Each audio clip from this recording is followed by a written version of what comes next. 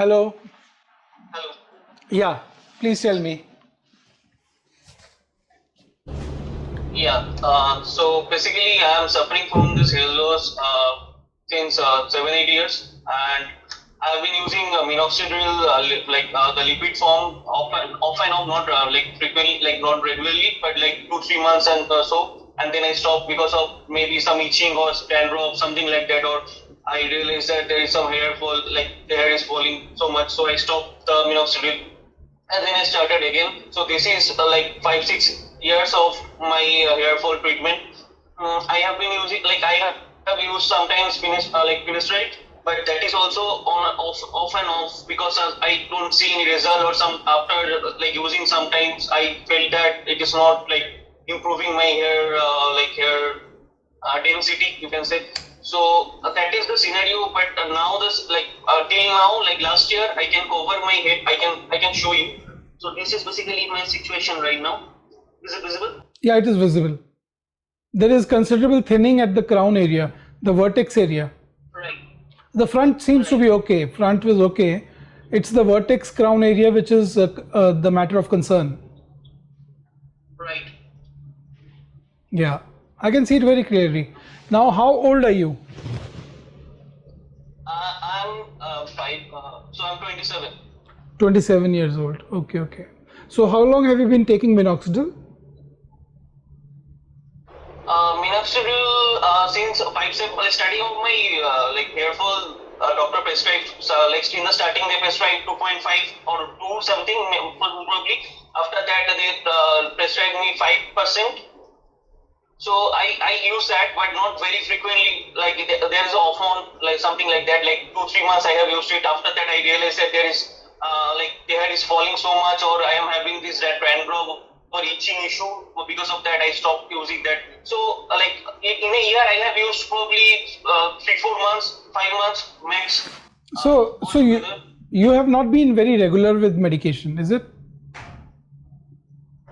Yeah, because after using it, sometimes later I realize that the hair, the condition is not getting better, or I am having sometimes I faced this itching issue because of minoxidil.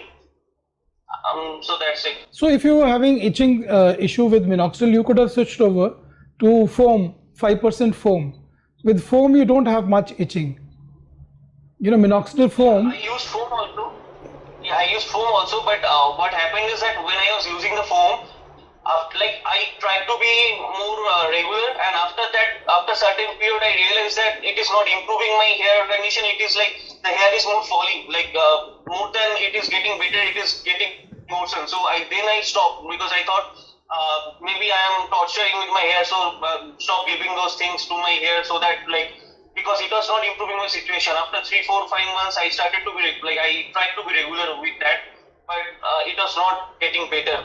So that's why I stopped. So people who have used minoxidil solution, people who have used minoxidil foam, if they wanted to continue to use minoxidil but do not want to go the way of finasteride, so they can try oral minoxidil. Yeah, so last month or 2 months ago, I consulted one doctor, and he gave me the oral minoxidil. I'm not sure, but what happened is that I feel little uneasy because I don't know, I'm not confident, but I feel that my heartbeat was not Yeah. regular, like that can be up and down, something like that. So I got pregnant and I stopped using that. But I have used it for 1 week, not more than that. Yeah, minoxidil side effect is there. It can cause tachycardia. It can make you feel uneasy, like you said. That uneasiness is not because of tachycardia. That uneasiness is because it also lowers the blood pressure a little bit. So therefore, when you are taking oral minoxidil, you should take it at night before going to bed. So if there's a little bit of hypotension, dizziness when you're lying down, you don't feel that. So in the morning, you can concentrate on your work, on your studies. So that is recommended that oral minoxidil should be taken before going to bed. What time were you taking oral minoxidil? In the night, but in the morning I can feel that thing, uneasiness, or the rhythm, heartbeat rhythm, like sometime it like it was getting high, sometime it was getting low, something like that.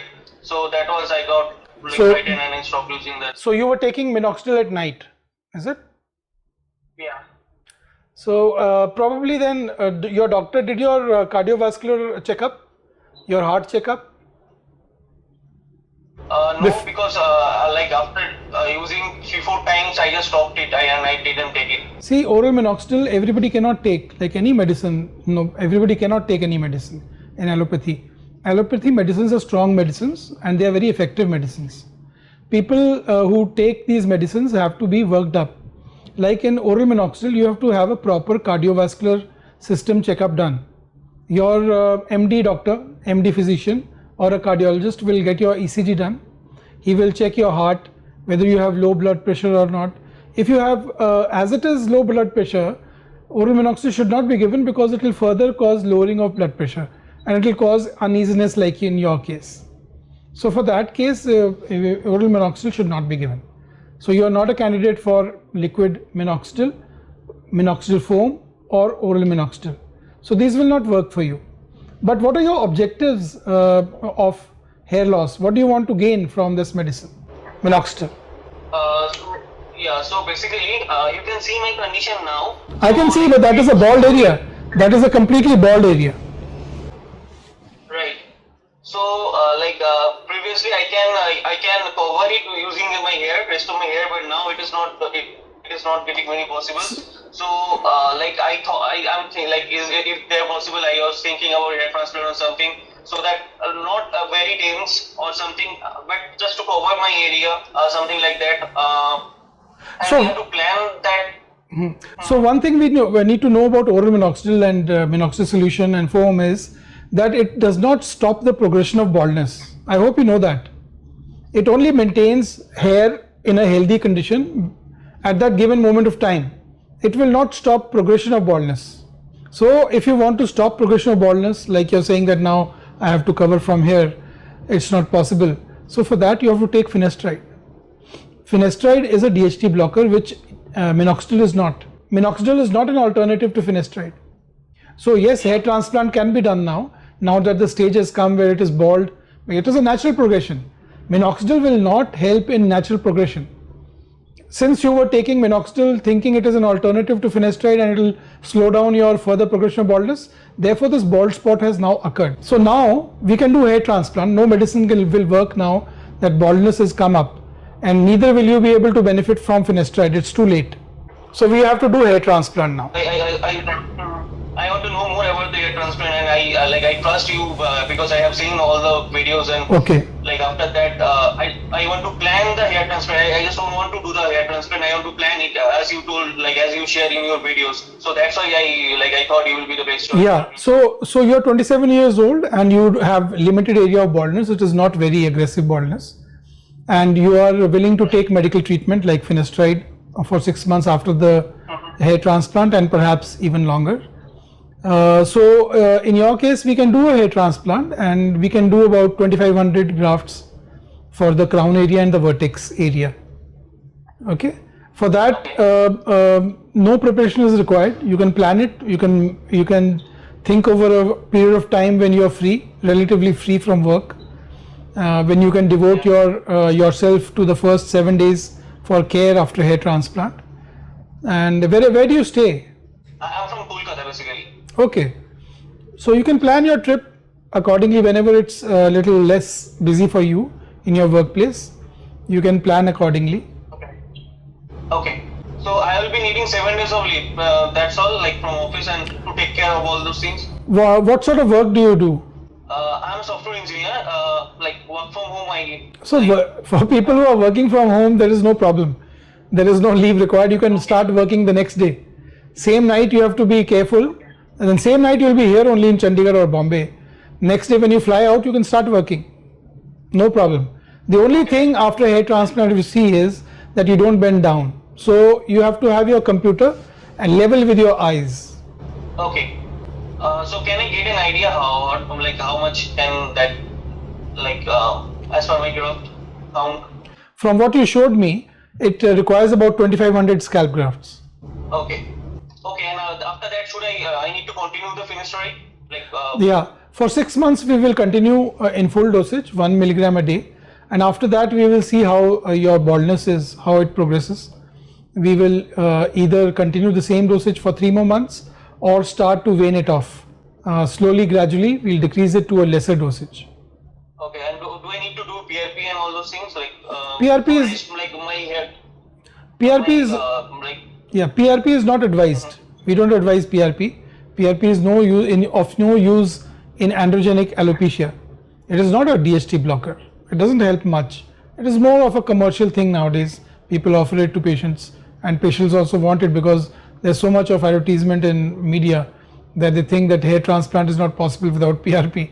So therefore, we also don't say no whenever a patient wants PRP, though there is no scientific basis that PRP helps after a hair transplant.